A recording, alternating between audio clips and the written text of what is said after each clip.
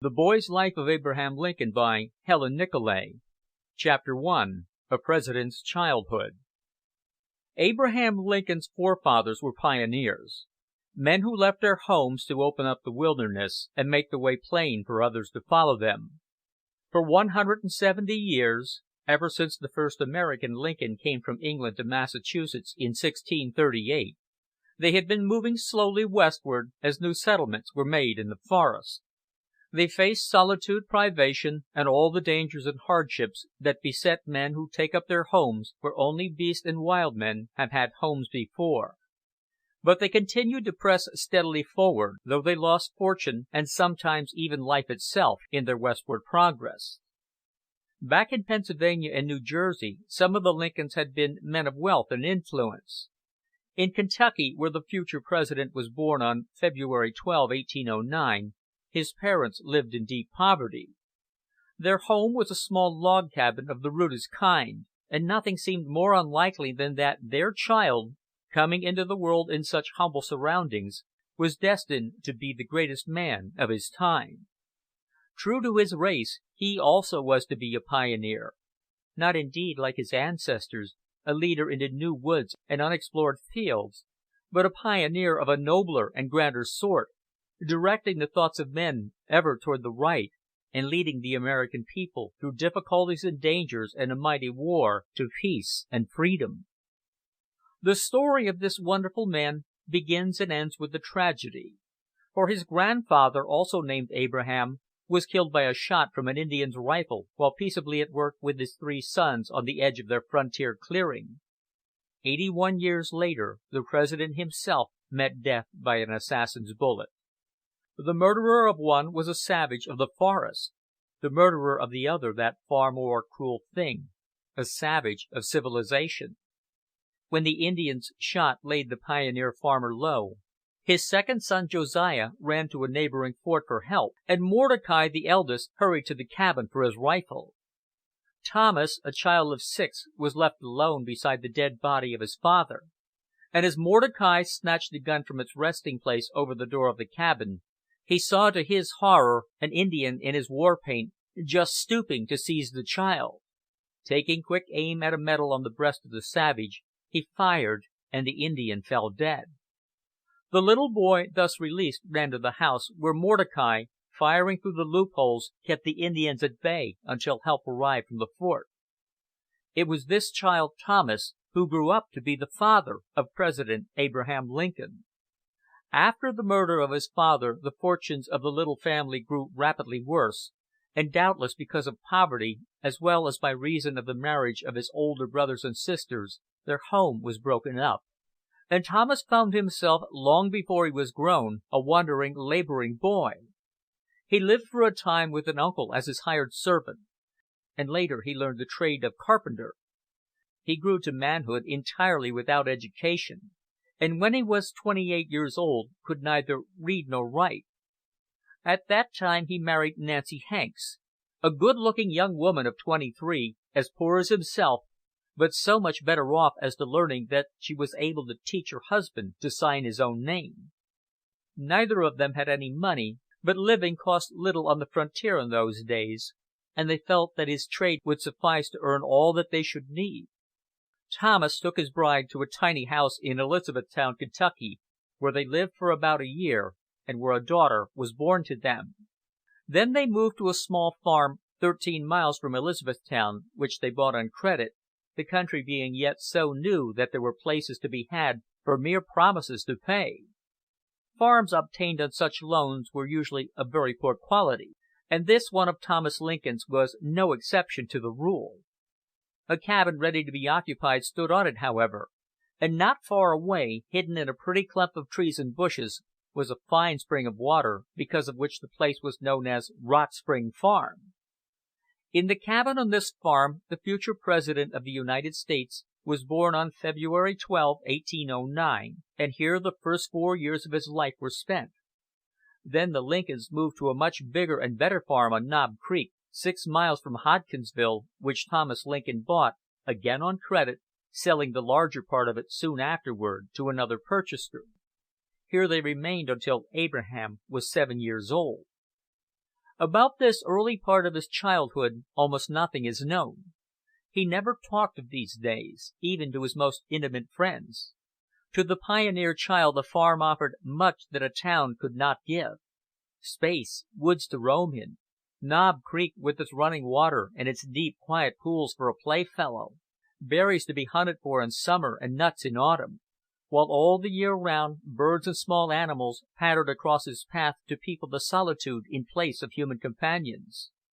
The boy had few comrades.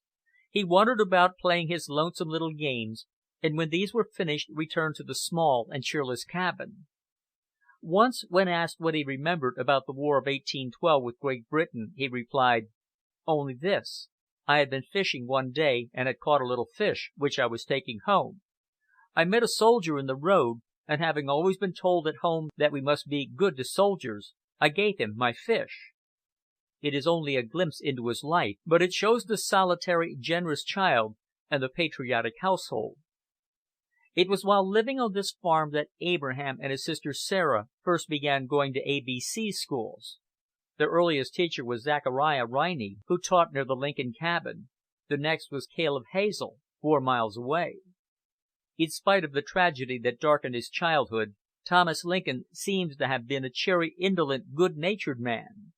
By means of a little farming and occasional jobs at his trade, he managed to supply his family with the absolutely necessary food and shelter, but he never got on in the world.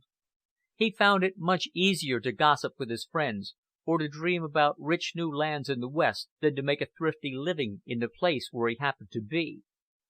The blood of the pioneer was in his veins too, the desire to move westward, and hearing glowing accounts of the new territory of Indiana, he resolved to go and see it for himself. His skill as a carpenter made this not only possible but reasonably cheap, and in the fall of 1816 he built himself a little flatboat, launched it half a mile from his cabin at the mouth of Knob Creek on the waters of Rolling Fork, and floated on it down that stream to Salt River, down Salt River to the Ohio, and down the Ohio to a landing called Thompson's Ferry on the Indiana shore.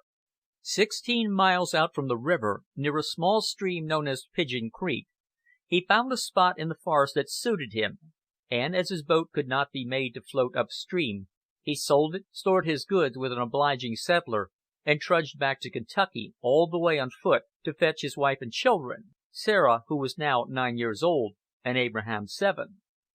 This time the journey to Indiana was made with 2 horses, used by the mother and children for riding, and to carry their little camping outfit for the night.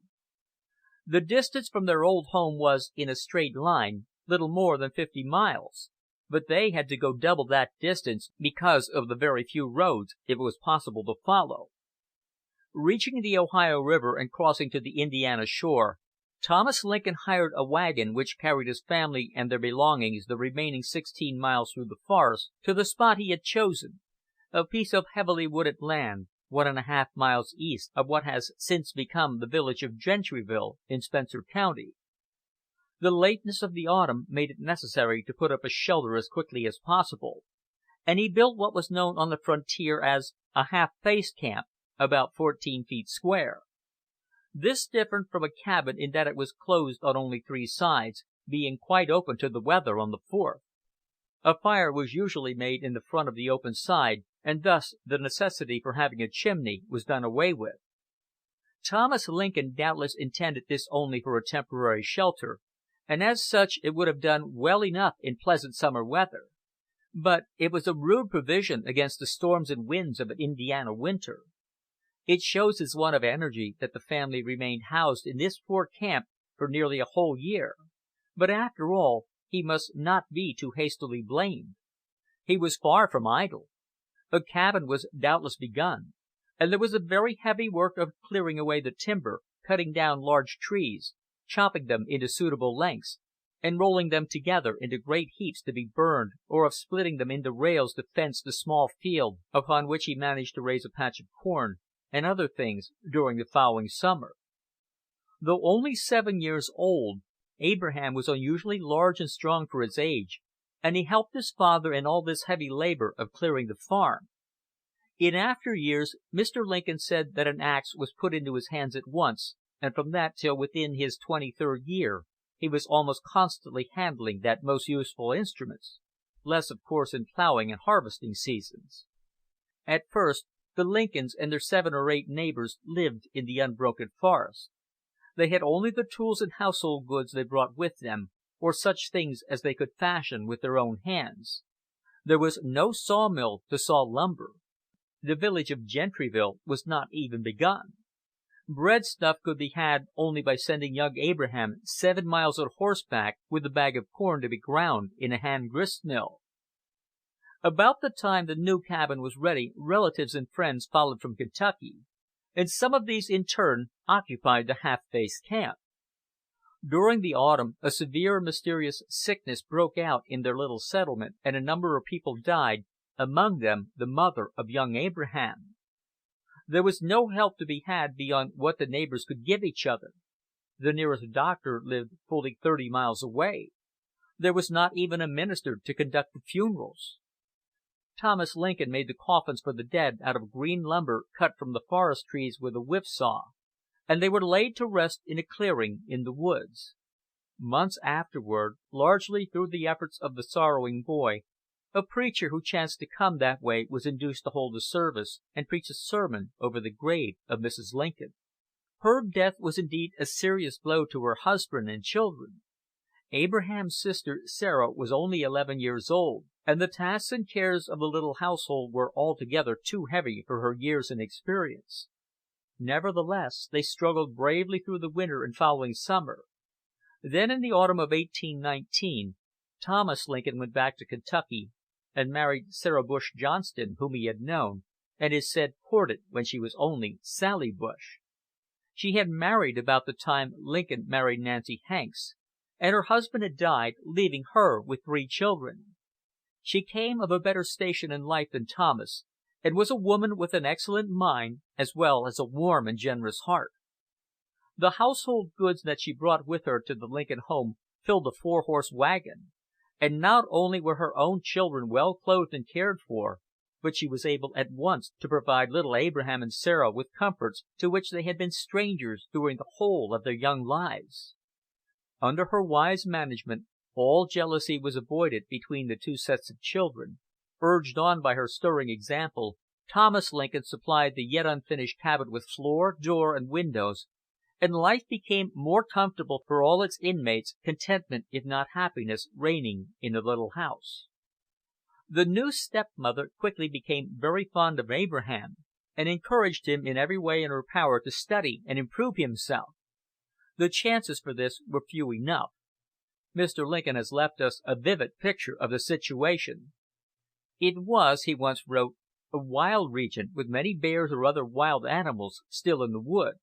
There I grew up. There were some schools, so called, but no qualification was ever required of a teacher beyond readin', writin', and cipherin' to the Rule of 3. If a straggler supposed to understand Latin happened to sojourn in the neighborhood, he was looked upon as a wizard." The schoolhouse was a low cabin of round logs, with split logs or puncheons for a floor, split logs roughly leveled with an axe and set up on legs for benches, and holes cut out in the logs and the space filled in with squares of greased paper for window panes. The main light came in through the open door. Very often Webster's Elementary Spelling Book was the only textbook. This was the kind of school most common in the Middle West during Mr. Lincoln's boyhood, though already in some places there were schools of a more pretentious character. Indeed, back in Kentucky, at the very time that Abraham, a child of 6, was learning his letters from Zachariah Riney, a boy only a year older was attending a Catholic seminary in the very next county. It is doubtful if they ever met, but the destinies of the two were strangely interwoven, for the older boy was Jefferson Davis, who became the head of the Confederate government shortly after Lincoln was elected President of the United States. As Abraham had been only 7 years old when he left Kentucky, the little beginnings he learned in the schools kept by Riney and Hazel in that state must have been very slight, probably only his alphabet, or at most only 3 or 4 pages of Webster's Elementary Spelling Book. The multiplication table was still a mystery to him, and he could read or write only the words he spelled. His first 2 years in Indiana seem to have passed without schooling of any sort, and the school he attended shortly after coming under the care of his stepmother was of the simplest kind, for the Pigeon Creek settlement numbered only 8 or 10 poor families, and they lived deep in the forest, where, even if they had had the money for such luxuries, it would have been impossible to buy books, slates, pens, ink, or paper. It is worthy of note, however, that in our Western country, even under such difficulties, a schoolhouse was one of the first buildings to rise in every frontier settlement. Abraham's second school in Indiana was held when he was 14 years old, and the third in his 17th year. By that time he had more books and better teachers, but he had to walk 4 or 5 miles to reach them. We know that he learned to write, and was provided with pen, ink, and a copybook, and a very small supply of writing paper, for copies had been printed of several scraps, on which he carefully wrote down tables of long measure, land measure, and dry measure, as well as examples in multiplication and compound division from his arithmetic.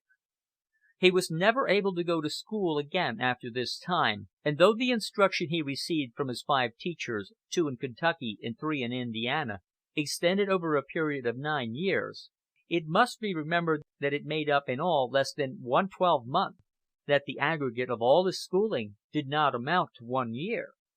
The fact that he received this instruction, as he himself said, by littles, was doubtless an advantage. A lazy or indifferent boy would of course have forgotten what was taught him at one time before he had opportunity at another. But Abraham was neither indifferent nor lazy, and these widely separated fragments of instruction were precious steps to self-help. He pursued his studies with very unusual purpose and determination, not only to understand them at the moment, but to fix them firmly in his mind. His early companions all agree that he employed every spare moment in keeping on with some of his studies. His stepmother tells us that when he came across a passage that struck him, he would write it down on boards if he had no paper, and keep it there until he did get paper. Then he would rewrite it, look at it, repeat it. He had a copybook, a kind of scrapbook, in which he put down all things and thus preserved them. He spent long evenings doing sums on the fire shovel. Iron fire shovels were a rarity among pioneers. Instead, they used a broad, thin clapboard with one end narrowed to a handle, arranging with this the piles of coals upon the hearth, over which they set their skillet and oven to do their cooking. It was on such a wooden shovel that Abraham worked his sums by the flickering firelight, making his figures with a piece of charcoal, and, when the shovel was all covered, taking a drawing knife and shaving it off clean again. The hours that he was able to devote to his penmanship, his reading, and his arithmetic were by no means many, for save for the short time that he was actually in school, he was, during all these years, laboring hard on his father's farm, or hiring his youthful strength to neighbors who had need of help in the work of field or forest. In pursuit of his knowledge he was on an uphill path, yet in spite of all obstacles he worked his way to so much of an education as placed him far ahead of his schoolmates and quickly abreast of his various teachers. He borrowed every book in the neighborhood. The list is a short one: Robinson Crusoe, Aesop's Fables, Bunyan's Pilgrim's Progress, Weem's Life of Washington, and a History of the United States. When everything else had been read, he resolutely began on the revised statutes of Indiana, which Dave Turnham, the constable, had in daily use, but permitted him to come to his house and read. Though so fond of his books, it must not be supposed that he cared only for work and serious study. He was a social, sunny-tempered lad, as fond of jokes and fun as he was kindly and industrious. His stepmother said of him, "I can say what scarcely one mother in 1,000 can say. Abe never gave me a cross word or look, and never refused to do anything I asked him. I must say that Abe was the best boy I ever saw or expect to see." He and John Johnston, his stepmother's son, and John Hanks, a relative of his own mother's, walked barefoot together in the fields, grubbing, plowing, hoeing, gathering and shucking corn, and taking part, when occasion offered, in the practical jokes and athletic exercises that enlivened the hard work of the pioneers. For both work and play Abraham had one great advantage: He was not only a tall, strong country boy, he soon grew to be a tall, strong, sinewy man. He early reached the unusual height of 6 feet 4 inches, and his long arms gave him a degree of power as an axman that few were able to rival. He therefore usually led his fellows in efforts of muscle as well as of mind. That he could outrun, outlift, outwrestle his boyish companions, that he could chop faster, split more rails in a day, carry a heavier log at a raisin, or excel the neighborhood champion in any feat of frontier athletics, was doubtless a matter of pride with him. But stronger than all else was his eager craving for knowledge. He felt instinctively that the power of using the mind rather than the muscles was the key to success. He wished not only to wrestle with the best of them, but to be able to talk like the preacher, spell and cipher like the schoolmaster, argue like the lawyer, and write like the editor. Yet he was as far as possible from being a prig. He was helpful, sympathetic, cheerful. In all the neighborhood gatherings, when settlers of various ages came together at corn huskings or house raisings, or when mere chance brought half a dozen of them at the same time to the post office or to the country store, he was able, according to his years, to add his full share to the gaiety of the company. By reason of his reading and his excellent memory, he soon became the best story-teller among his companions. And even the slight training gained from his studies greatly broadened and strengthened the strong reasoning faculty with which he had been gifted by nature. His wit might be mischievous, but it was never malicious, and his nonsense was never intended to wound or to hurt the feelings. It is told of him that he added to his fund of jokes and stories humorous imitations of the sermons of eccentric preachers. Very likely too much is made of all these boyish pranks. He grew up very like his fellows. In only one particular did he differ greatly from the frontier boys around him. He never took any pleasure in hunting. Almost every youth of the backwoods early became an excellent shot and a confirmed sportsman. The woods still swarmed with game, and every cabin depended largely upon this for its supply of food. But to his strength was added a gentleness which made him shrink from killing or inflicting pain, and the time the other boys gave to lying in ambush he preferred to spend in reading or in efforts at improving his mind. Only once during his life in Indiana was the routine of his employment changed. When he was about 16 years old, he worked for a time for a man who lived at the mouth of Anderson's Creek, and here part of his duty was to manage a ferry boat which carried passengers across the Ohio River. It was very likely this experience which, 3 years later, brought him another.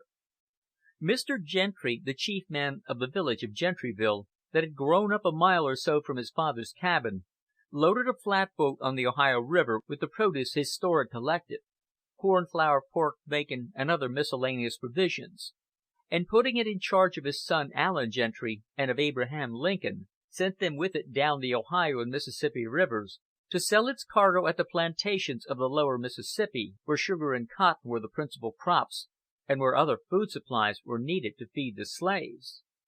No better proof is needed of the reputation for strength, skill, honesty, and intelligence that this tall country boy had already won for himself than that he was chosen to navigate the flatboat 1,000 miles to the sugar coast of the Mississippi River, sell its load, and bring back the money.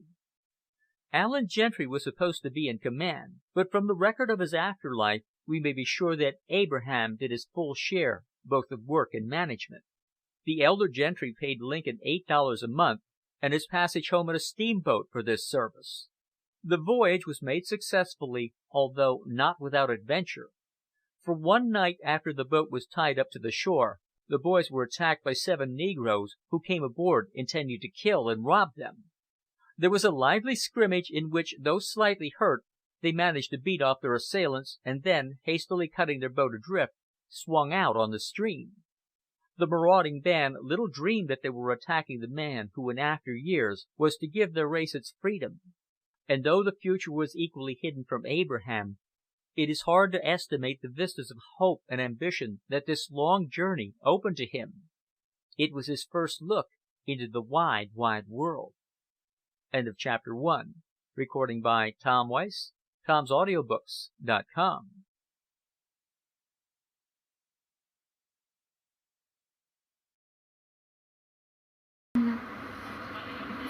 Please support and subscribe to my YouTube channel. Press the bell notification to get the alerts on videos.